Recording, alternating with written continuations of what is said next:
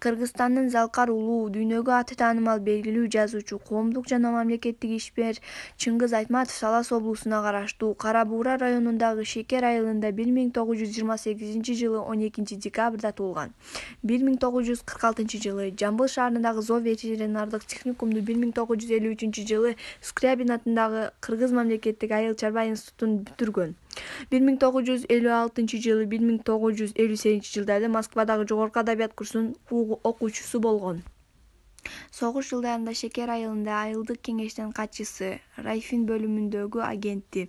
1953 жылы 1956 жылдарда Кыргыз мал чарба илимий изилдөө институтунун эксперименттик фермасында зоотехник. 1958-1960 жылдарда Литературный Кыргызстан журналында редактору.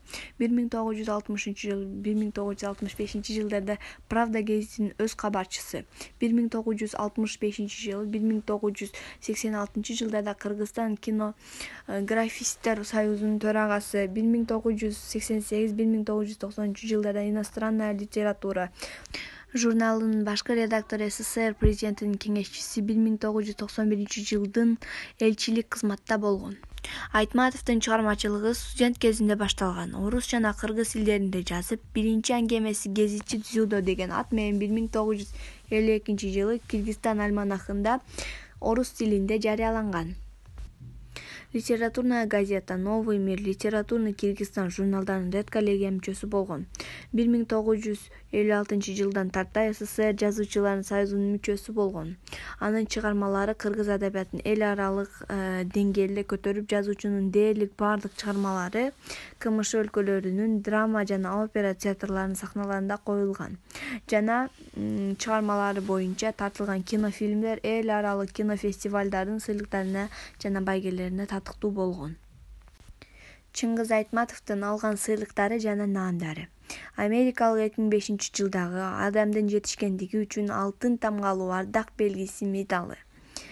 2006 жылы түрк дүйнөсүнө кошкон салымы үчүн эл аралык академиясынын Вектор алтын медалы.